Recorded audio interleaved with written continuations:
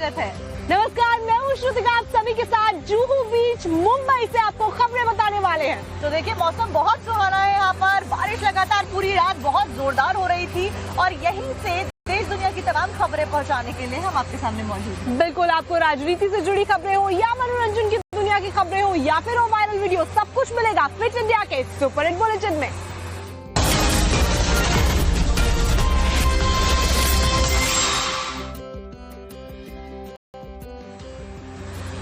मुंबई में भी बारिश हो रही है। बीती रात से ही रुक रुक कर बारिश का सिलसिला जारी है और इसी तरीके से कश्मीर हो, हिमाचल प्रदेश हो, उत्तराखंड हो, वहां भी भारी बारिश का अलर्ट अभी जारी है। और इसी के साथ साथ में जो मैदानी इलाके हैं, दिल्ली और उसके आसपास के इलाकों में भी बारिश का अलर्ट जारी किया गया है। वहीं दिल्ली की अगर बात की जाए तो 15 साल का रिकॉर्ड दिल्ली में बारिश का टूट चुका है, क्योंकि बहुत ज्यादा बारिश दर्ज की गई है। यहाँ तक कि कई जगहों पर बाढ़ का खतरा भी मंडराने लगा है। तो ऐसे में यमुना नदी का जलस्तर भी बढ़ा है। साथ ही साथ जो इलाके हैं कई, उनमें जल जमाव की दिक्कतों का सामना भी लोग कर रहे हैं, जिसकी वजह से ट्रैफिक की गति भी धीमी हुई है। वहीं पहाड़ी राज्यों की अगर बात की जाए तो लगातार बारिश की वजह से भूस्खलन जैसी घटनाएं भी अब आम होती हुई नजर आ रही हैं। आप देखिए, अलग अलग तस्वीरों के जरिए समझने की कोशिश कीजिए कि कैसे जो लोग हैं उनका हाल बेहाल है। अलग अलग तस्वीरें पंजाब, राजस्थान, महाराष्ट्र की दिखा रहे हैं, दिल्ली के साथ साथ में जहां पर बहुत ज्यादा बारिश दर्ज की जा रही है। 6 तस्वीरें फिलहाल आप अपनी स्क्रीन पर देख रहे हैं।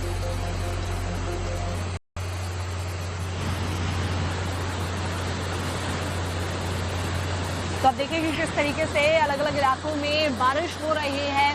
देश के ज्यादातर राज्य इस वक्त कुदरत की मार को झेल रहे हैं, जिसकी वजह से लोग काफी ज्यादा परेशान हैं, क्योंकि इस बार मानसून अपनी रिकॉर्ड तोड़ता हुआ नजर आ रहा है।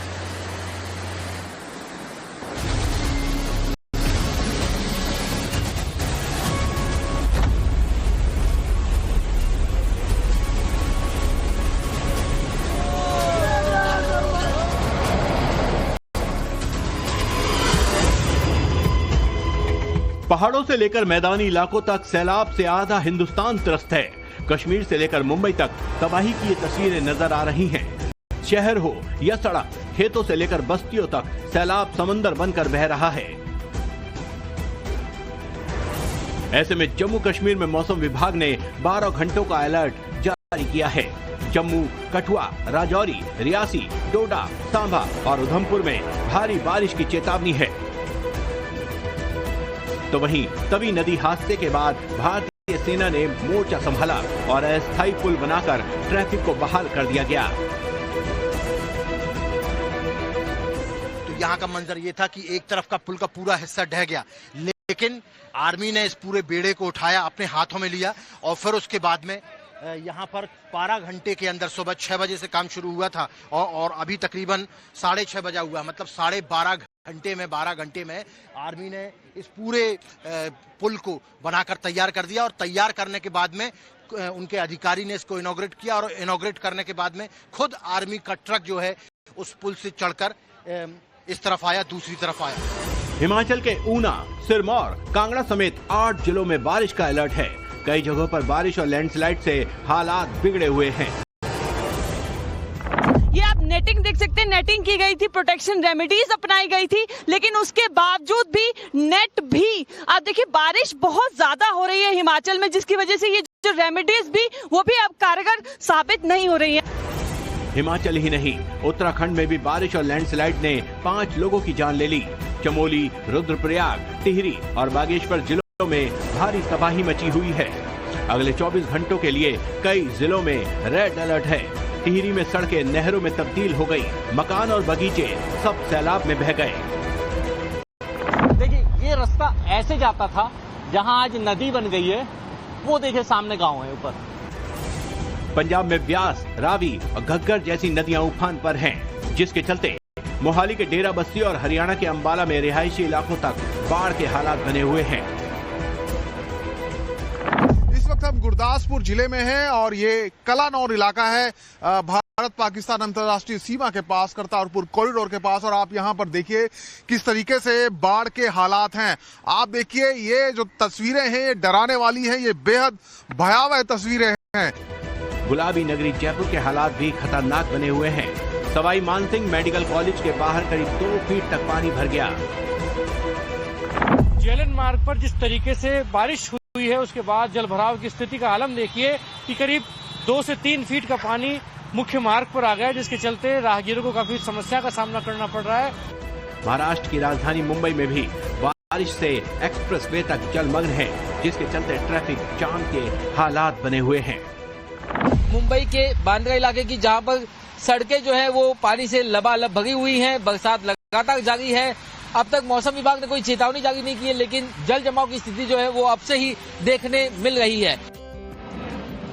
और चलिए अब खबरों में आगे बढ़ते हुए अगली खबर पर रुख कर लेते हैं। प्रधानमंत्री नरेंद्र मोदी क्योंकि जापान में मौजूद हैं, आज उनके दौरे का दूसरा दिन है। वहीं अब तक जापान और भारत के बीच में कई सारे एमओयू के ऊपर हस्ताक्षर हुए और एमओयू साइन किए गए हैं। तो ऐसे में ऊर्जा का क्षेत्र हो या फिर अगर बात की जाए चंद्रयान 5 की, तो वो भी जापान के ही रॉकेट से लॉन्च होने वाला है। इसको लेकर भी समझौते किए गए हैं और ऐसे में कल की तरफ भी नजर रखी जा रही है, क्योंकि एससीओ समिट में प्रधानमंत्री नरेंद्र मोदी जाने वाले हैं और ऐसे में शी जिनपिंग से और पुतिन से मुलाकात उनकी होने वाली है। तो कल चीन में पीएम की मौजूदगी रहने वाली है। चीन में एससीओ समिट का आयोजन किया गया है। वहीं जापान में वार्षिक शिखर सम्मेलन में भाग लेने के लिए प्रधानमंत्री पहुंचे थे, जहां पर जापान के पीएम के साथ में प्रधानमंत्री की मुलाकात हुई है और दोनों देशों के बीच में एमओयू साइन किए गए हैं। चंद्रयान 5 के ऊपर भारत फिलहाल मौजूदा वक्त में काम कर रहा है और ये जानकारी मिल रही है कि जापान के रॉकेट से ही भारत का जो चंद्रयान 5 है वो लॉन्च किया जाएगा। तो ऐसे में दुनिया की नजर कल चीन में होने वाले एससीओ समिट पर भी बनी हुई है, क्योंकि वहां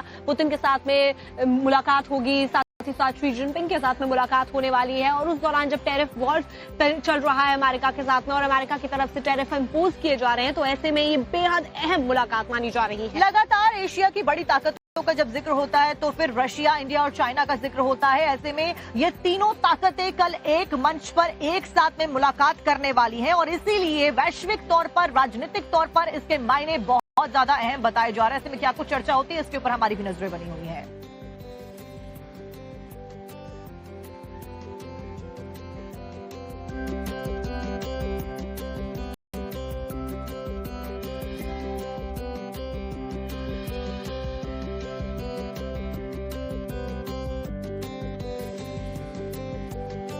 तो आपको बता दें कि टैरिफ टेंशन जहां चल रहा है, वहीं रूसी पुतिन की इंडिया विजिट को लेकर भी बड़ी बातें हो रही हैं। आपको बता दें दिसंबर में भारत दौरे पर रूसी राष्ट्रपति आने वाले हैं। तो भारत और रूस की दोस्ती इससे पहले भी कई बार सामने आ चुकी है और यही कारण था कि अमेरिका भी कहीं ना कहीं छटपटाता हुआ नजर आया, क्योंकि भारत और रशिया की जो दोस्ती है वो कई सारे देशों को रास नहीं आ रही है और अमेरिका उनमें से एक रहा। लेकिन फिलहाल जो सुगबुगाहट है वो बहुत ज्यादा बढ़ती हुई नजर आ रही है, क्योंकि जब रशिया के जो प्रेसिडेंट है पुतिन वो भारत में आएंगे तो कई सारे समझौते होंगे, तेल से लेकर कई सारे निर्यात और आयात को लेकर चर्चा की जाएगी। फिलहाल कई मुद्दों पर दोनों के बीच में चर्चा भी संभव है। तो ऐसे में ऊर्जा के क्षेत्र, रक्षा और आर्थिक सहयोग ये प्रमुख मुद्दे होने वाले हैं जिनके ऊपर चर्चा हो सकती है। दिसंबर में राष्ट्रपति पुतिन आने वाले हैं, तो उससे पहले कई जो चर्चाएं हैं अभी से शुरू हो चुकी हैं।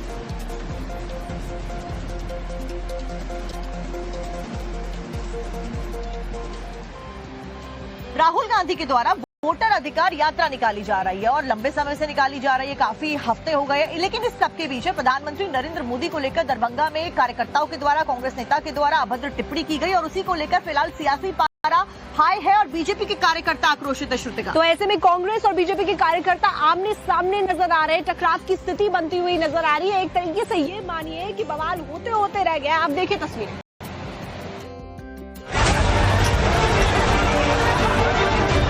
कांग्रेस बीजेपी आमने सामने।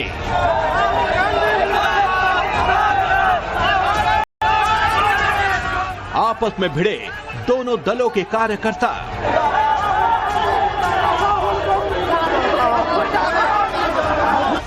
सड़क बनी सियासी अखाड़ा।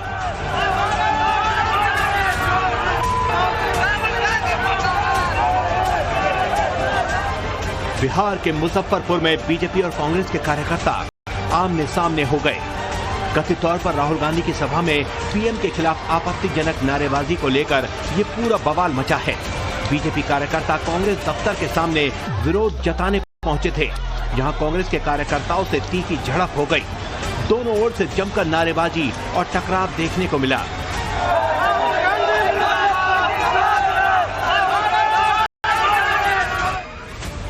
कथित तौर पर राहुल गांधी की सभा में पीएम मोदी के खिलाफ लगे आपत्तिजनक नारों के बाद सियासत भी तेज हो गई है।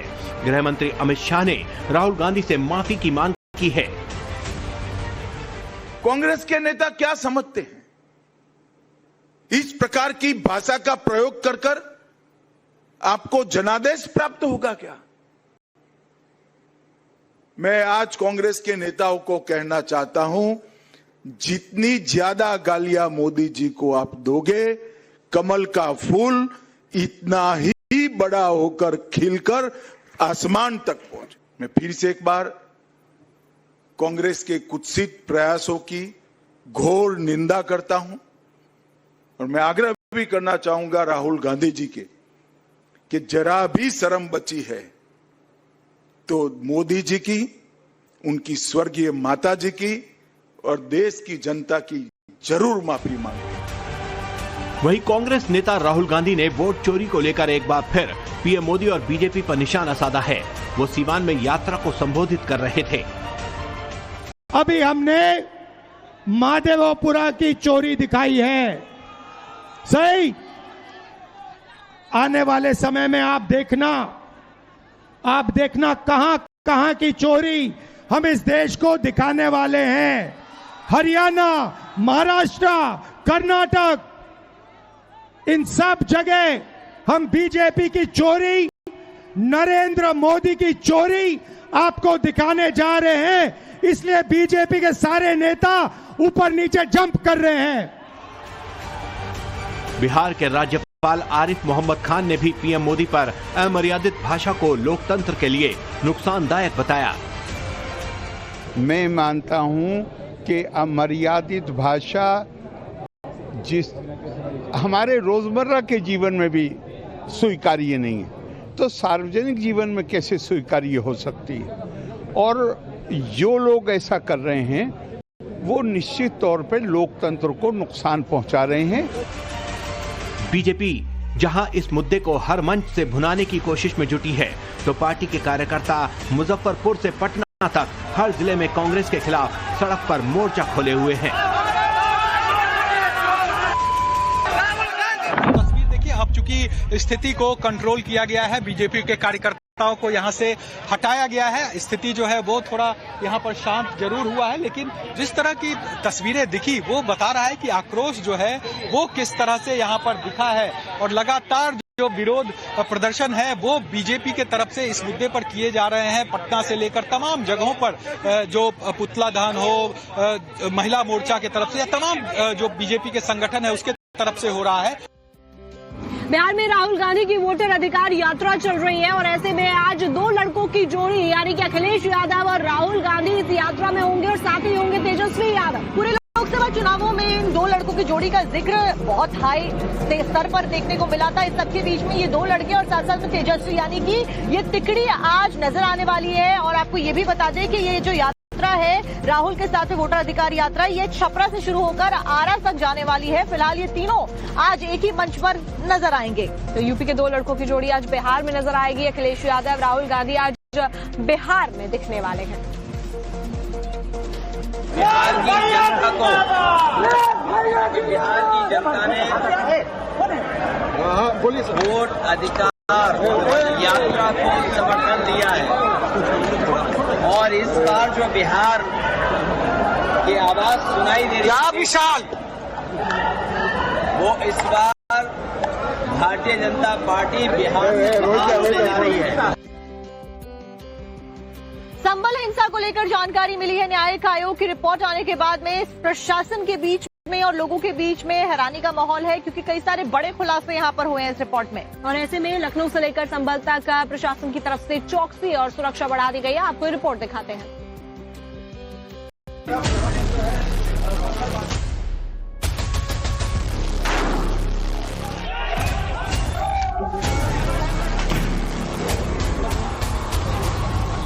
संबल हिंसा पर न्यायिक आयोग की रिपोर्ट सामने आने के बाद साजिश के कई सूत्र अब खुल रहे हैं। ऐसे में सांसद वर्ग के इलाके में भी सन्नाटा पसरा हुआ है। संबल हिंसा के लिए बनी जांच आयोग की रिपोर्ट ने चौंकाने वाले खुलासे रखे हैं और इन खुलासों के बाद सनसनी मची हुई है उत्तर प्रदेश की राजधानी लखनऊ में, जहां गृह विभाग लगातार बैठकें कर रहा है। दरअसल मेरी मौजूदगी है संभल के उस दीपासराय इलाके में, वो दीपासराय इलाका जो कि बर्क के घर से कुछ कदमों की दूरी पर है और ये वो इलाका कहा जाता है जहां पर संभल के कई अपराधी जो है जिनकी धरपकड़ यहां पर हुई है और कई बार जब पुलिस यहां पर दबिश डालने आती थी तो आम लोगों का विरोध भी उसे सहना पड़ता था। संभल का दीपसराय वही इलाका है जहां से हिंसा के कई आतंकियों को पुलिस ने गिरफ्तार किया था। न्यायिक आयोग की रिपोर्ट में ये भी सामने आया है कि इलाके में कई मदरसे आतंकी फैक्ट्री के तौर पर काम कर रहे थे। हिंसा के बाद यहां पर पुलिस ने चौकी का निर्माण शुरू किया, लेकिन इस संभल के दीपासराय इलाके की बात करें तो ये वो इलाका है जहां पर कई आतंकी संगठनों के तार जुड़े हैं। अगर आपको बता दें तो मोहम्मद आसिफ जो अलकायदा इंडिया का चीफ था, या शाहरुख जो हिजबुल मुजाहिदीन का आतंकी निकला था, जफर मसूद जो संभल से अलकायदा के लिए भर्ती का काम करता था, इसके अलावा आईएसआई से लेकर आईएसआईएस के तमाम संगठनों से जुड़े लोगों के तार यहाँ पर मिले। और कहा जाता है कि इन सभी इलाकों में कुछ ऐसी भी जानकारी न्यायिक जांच आयोग को मिली है जहां पर मदरसों में कुछ युवाओं को रेडिकलाइज करके, ब्रेन वॉश करके उन्हें आतंकी संगठनों में शामिल करने के लिए भी उकसाया जा रहा था। ऐसे में जो खुलासे न्यायिक आयोग की रिपोर्ट के जरिए हुए हैं, उसके बाद प्रशासन भी अलर्ट हो गया है। पहले से चल रही कोशिशों के अलावा भी प्रशासनिक लेवल पर कई कदम उठाए जा रहे हैं। यहाँ पे हमारी पीएसी की बटालियन भी आ रही है और भविष्य में अभी यहाँ सिटी मजिस्ट्रेट का पद भी आ गया है, यहाँ सिटी मजिस्ट्रेट नियुक्त हो गए हैं। तो प्रयास ये है कि सब लोग यहाँ सुरक्षित अनुभूत करें। और तीसरा काम हमने किया, सेफ सिटी प्रोजेक्ट के अंतर्गत हमने खूब सारे कैमरा लगाए, लगभग 500 से अधिक कैमरा हमारे यहाँ लगाए गए हैं। रिपोर्ट की माने तो संभल हिंसा के जरिए गजवाए हिंद का मंसूबा रचा गया था। हिंदुओं के सफाई का पूरा प्लान बनाया गया था। इस साजिश का नेटवर्क पाकिस्तान तक फैला हुआ था। इनका मकसद था कि लव जिहाद और पलायन और हिंदू मंदिरों पर हमला करके यहां से पलायन और ज्यादा बढ़ाया जाए ताकि यहां पर एक ऐसा गढ़ बनाया जा सके जिससे आतंकी गतिविधियां संचालित हो सके। और न्यायिक आयोग के इन दावों के बाद से गृह विभाग के तार जो हैं वो अब घूमने लगे हैं कि किस तरीके से अब जांच करके इन सभी टेरर मॉड्यूल पर रोक लगाया जाए और उत्तर प्रदेश की इंटरनल सिक्योरिटी को भी बेहतर किया जाए। वीडियो मनमीत के साथ गौरव श्रीवास्तव, टाइम्स नव भारत, संभल। सीएम योगी आदित्यनाथ और रक्षा मंत्री राजनाथ सिंह का आज नोएडा दौरा होने वाला है और ऐसे में वो ड्रोन की जो मैन्युफैक्चरिंग यूनिट है उसका निरीक्षण करने के लिए जा रहे हैं। तो नोएडा के सेक्टर 81 में दोनों आज मौजूद रहने वाले, निरीक्षण उनके द्वारा किया जाएगा। सुरक्षा और औद्योगिक लिहाज से ये दौरा कई मायनों में अहम बताया जा रहा है, क्योंकि यूपी को एक बड़ी इकोनॉमी बनाना और यूपी में कई सारे इन्वेस्टमेंट्स को लाना, ये एक अहम शुरू से टारगेट रहा है योगी सरकार का।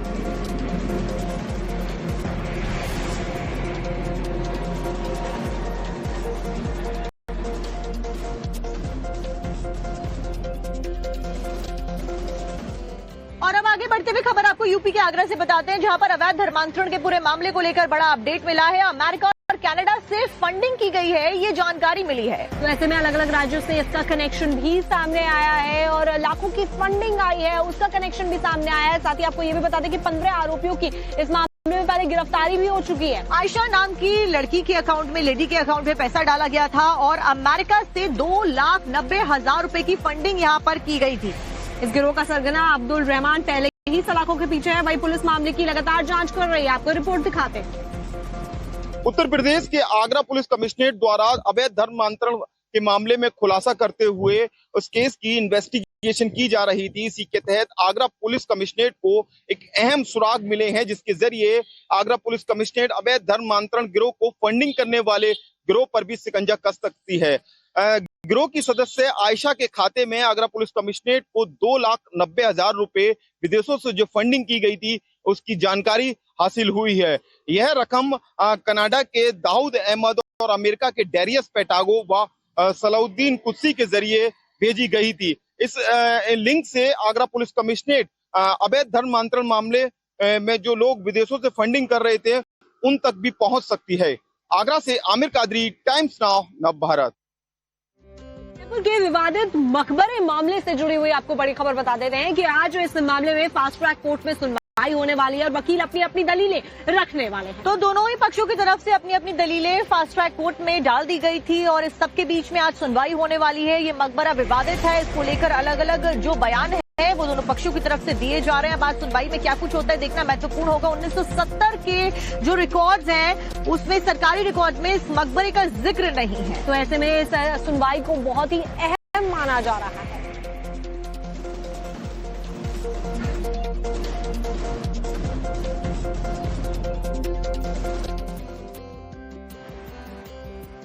देखिए, आज गृह मंत्री अमित शाह का मुंबई का दौरा है। लाल बागचा के राजा के दर्शन करने के लिए गृह मंत्री मुंबई में आ रहे हैं। तो आपको बता दें कि मोगरेश्वर गणेश उत्सव मंडल में भी गृह मंत्री अमित शाह जाने वाले हैं और गणेश उत्सव की क्योंकि धूम मुंबई में हर तरफ मची हुई है और ऐसे में गृह मंत्री अमित शाह भी इससे अछूते नहीं है, वो भी मुंबई में लाल बागचा के दर्शन करने के लिए पहुंच रहे हैं। तो ये 10 दिन उत्सव के दिन होते हैं। मुंबई खास करके इसका केंद्र माना जाता है क्योंकि बड़े स्तर पर आयोजन किया जाता है और लाल बागचा राजा जो कि पूरे गणेश पंडाल में, पूरे गणेश उत्सव में राजा कहे जाते हैं, आज उन्हीं के दर्शन करने के लिए गृह मंत्री मौजूद रहने वाले हैं। तो कई सारे बड़े पंडाल मुंबई में लगे हैं और उनमें से आज गृह मंत्री की मौजूदगी लाल बागचा के राजा में पंडाल में रहेगी। साथ साथ में मोगरेश्वर गणेश उत्सव पंडाल में भी वो जाएंगे।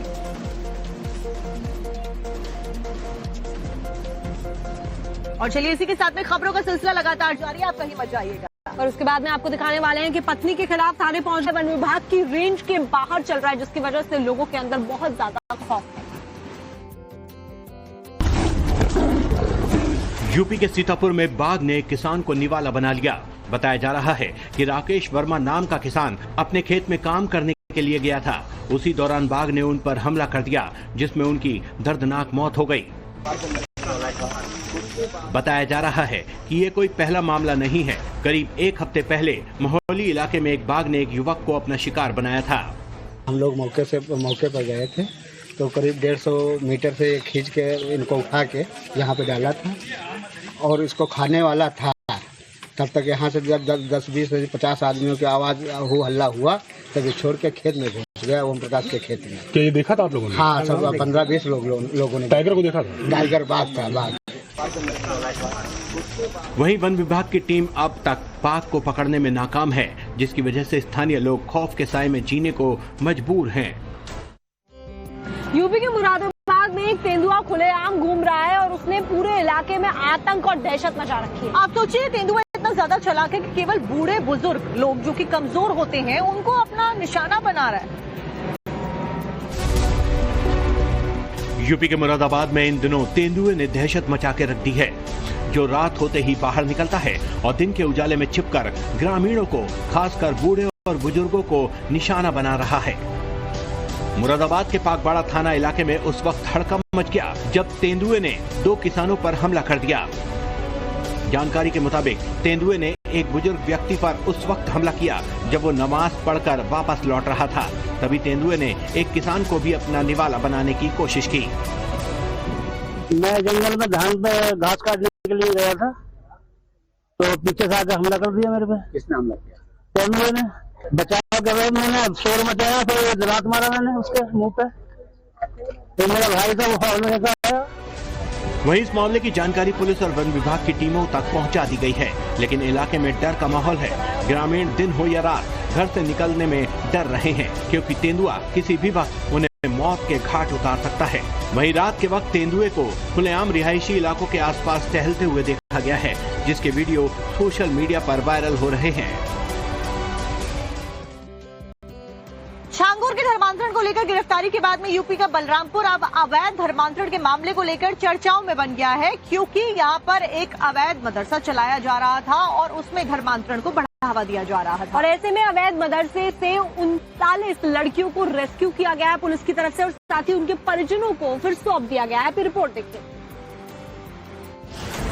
यूपी के बलरामपुर से एक और बड़ा मामला सामने आया है, जहां बिना अनुमति के एक अवैध मदरसा चल रहा था। बताया जा रहा है कि इस अवैध मदरसे से 39 लड़कियों को पुलिस ने रेस्क्यू किया और उनके परिजनों को सौंप दिया।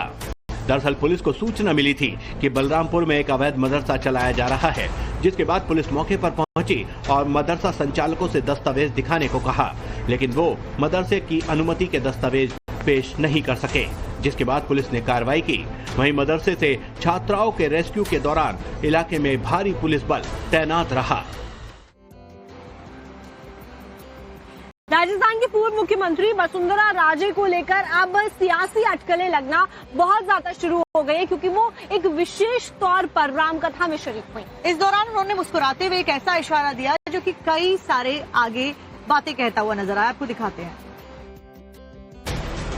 धौलपुर में हो रही रामकथा में वनवास का प्रसंग चला तो राजस्थान की पूर्व मुख्यमंत्री वसुंधरा राजे ने ऐसा संकेत दे दिया जिसने राजस्थान के सियासी गलियारे में नया शिगुफा छेड़ दिया है।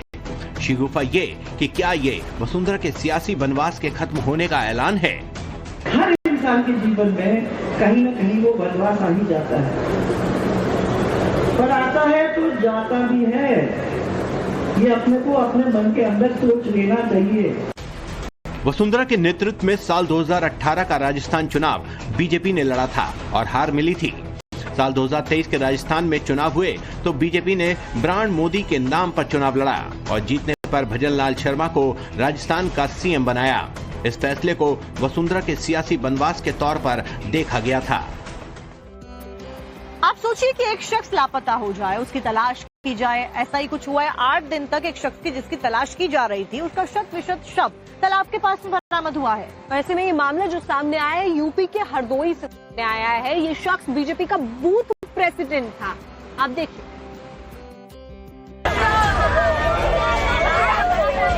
हरदोई के शाहबाद कोतवाली क्षेत्र में बीजेपी बूथ प्रेसिडेंट का शव मिलने से सनसनी फैल गई। बूथ अध्यक्ष शैलेंद्र उर्फ गौरी मोहल्ला खलील के रहने वाले थे और पिछले 8 दिन से लापता थे। उनका शत विशिष्ट शव इसी नीमचबाड़ी तालाब के पास बरामद हुआ। शव मिलने की सूचना मिलते ही मौके पर भारी भीड़ जुट गई। इसी दौरान नाराज भीड़ ने कोतवाल से अभद्रता की। इसके बाद माहौल बिगड़ गया। हंगामे की खबर पर उच्च शिक्षा मंत्री रजनी तिवारी मौके पर पहुंची और पीड़ित परिवार को भरोसा दिलाया कि जो भी दोषी होंगे उन्हें कड़ी से कड़ी सजा मिलेगी। शैलेंद्र अपने दोस्त पिंटू वर्मा के साथ मोहल्ला गढ़ी के बियर बार गए थे। वहां कुछ लोगों से उनकी मारपीट हुई थी। इसका वीडियो वायरल हुआ। इसके बाद से वो लापता थे। उनका मोबाइल फोन भी बंद हो गया था। घर वालों ने किडनैपिंग की आशंका जताते हुए 4 लोगों के खिलाफ केस दर्ज करवाया था। चारों अब फरार हैं। फिलहाल पुलिस ने अपहरण और हत्या की मामले की जांच शुरू कर दी है। साक्षी, अयोध्या में भगवान श्री राम आए तो उसके बाद से कितना ज्यादा उत्साह देश में देखने को मिला है और अब ऐसे में भगवान प्रभु श्री राम की दिवाली के लिए खास दीपोत्सव की तैयारी की जा रही है। बिल्कुल श्रोते, और खास करके तब से जब से राम मंदिर का निर्माण हुआ है, जब से भव्य महल बनकर तैयार हुआ है, हर साल रिकॉर्ड बनाने की कोशिश की जाती है, रिकॉर्ड बनाए जाते हैं और इस बार तो 26 लाख से ज्यादा। इस बार दीप उत्सव में 26,11,101 दीपक जलाकर एक बार फिर अवध विश्वविद्यालय के करीब 34,000 वॉलंटियर अयोध्या के नाम विश्व रिकॉर्ड बनाएंगे। दीपक जलाने के लिए राम की पैड़ी समेत पूरे अयोध्या की मैपिंग की जा रही है। इस साल कुछ नई जगहों पर भी दीपक प्रज्वलित किए जाएंगे। इसके साथ ही फायर शो, ड्रोन शो के अलावा अंतर्राष्ट्रीय स्तर पर रामलीलाओं का भी मंचन होगा। पिछले साल सरयू नदी में सामूहिक आरती का भी वर्ल्ड रिकॉर्ड बना था। इस बार एक बार फिर से सामूहिक आरती का वर्ल्ड रिकॉर्ड बनाने की कोशिश होगी। इतना ही नहीं, दीपोत्सव से पहले हर साल की तरह साकेत कॉलेज से झांकियां निकाली जाएंगी। इन पर रामायण कालीन पात्रों के दर्शन राम भक्त कर सकेंगे। जल्दबाजी कैसे पड़ गई भारी और कहां पर चोरी की पूरी वारदात तीसरी आंख में कैप्चर हो गई। सांप के साथ में मारपीट, आपको दिखाएंगे 2 मिनट में सभी वायरल वीडियोस।